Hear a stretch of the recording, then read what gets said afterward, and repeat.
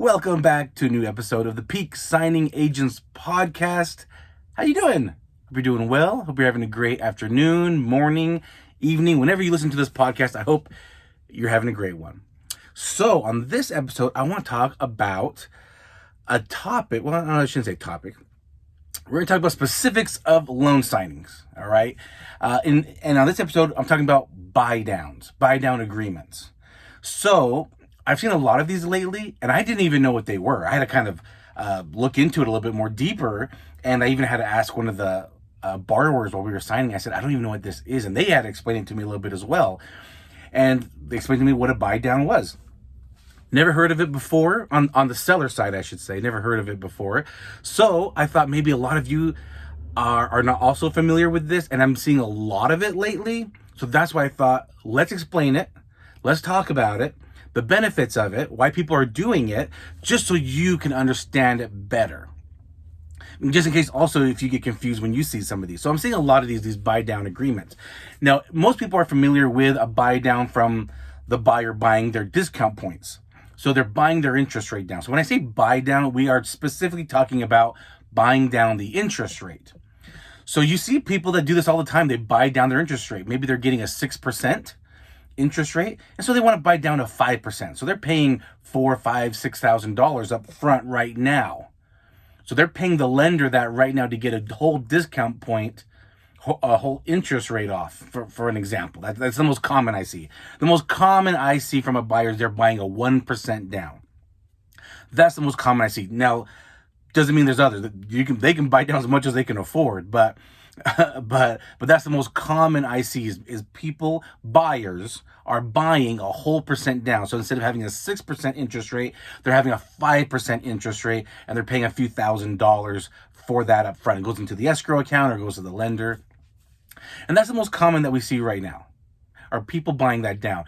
Now, there's a shift happening, okay? There's a shift happening, thank goodness, because the prices were outrageous during the COVID and the interest rate decline boom. Interest rates were crazy low and prices were crazy high. Now we're kind of normalizing, and you don't see that those astronomical prices anymore. So, but interest rates are up though.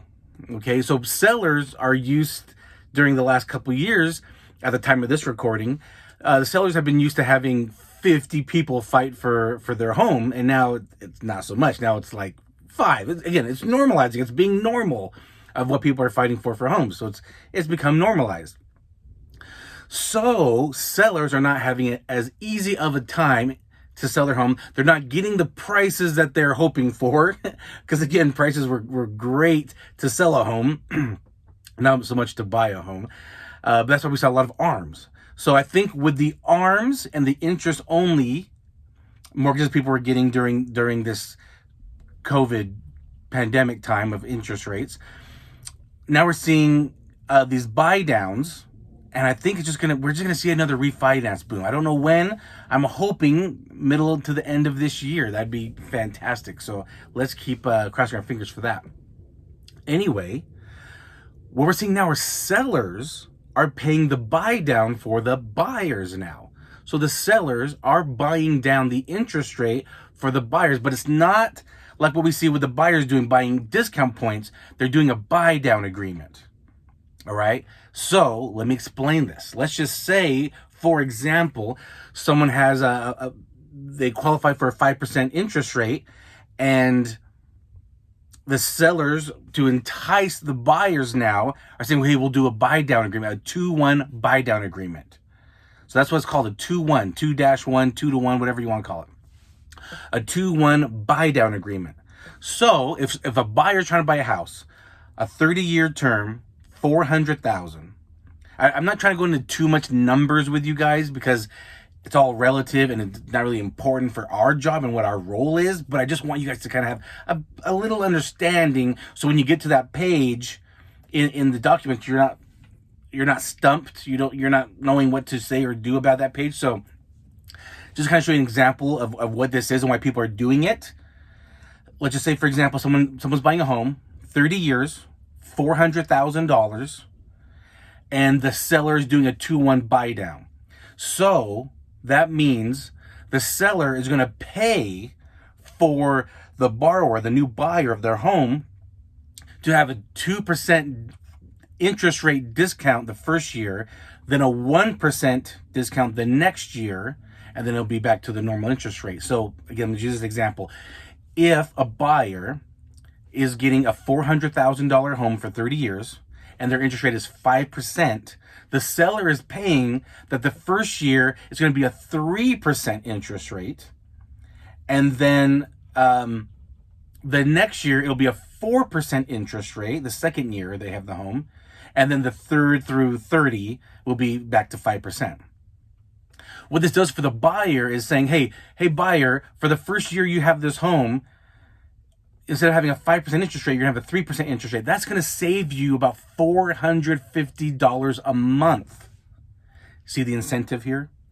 And then in the next year, instead of having a 5%, you had 3% this first year. Now you're going to be at a 4% interest rate. You're still saving about $230 a month. And then the third year, it'll be back at your 5% interest rate payment. Now, on the closing disclosure, in this example I'm giving you, on the closing disclosure, it's still going to show a 5% interest rate because that is their interest rate, right? The buyers are getting a 5% interest rate. Again, I'm talking about in this example I'm giving you. They're getting a 5% interest rate. So the closing disclosure will still show a 5% interest rate. It will still show their payment being their normal payment. But however, the discount, the buy down that the seller is doing is held in the escrow account. And so it minimizes their monthly payment. And in this example I'm giving you, it's going to minimize their payment for the first year, $450 a month. Even though the closing disclosure will still show the actual interest rate of 5%, the actual payment, I don't know, I think it's like $1,200, something like that, for principal interest. Anyway, so it's still going to show that on the closing disclosure because that is the numbers, but there's just going to be an extra document, the buy down agreement. It's just going to be an extra document. It's just going to show, hey, the first year your interest rate is actually going to be 3%. Here's your principal and interest. And in the second year, your interest rate is going to be showing as a 4%, and here's your principal interest. And then years 3 through 30 are going to be what you see on the CD or on the note. All right.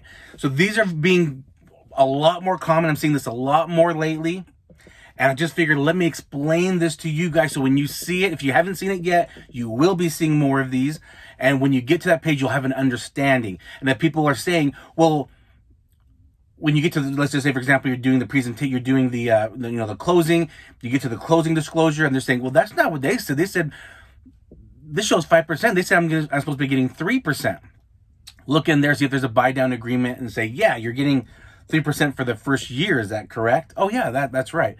Okay, yeah. So your closing disclosure is still going to show what the actual interest rate and what the actual principal and interest payments will be, and then the buy down agreement page will show where it will be reflected.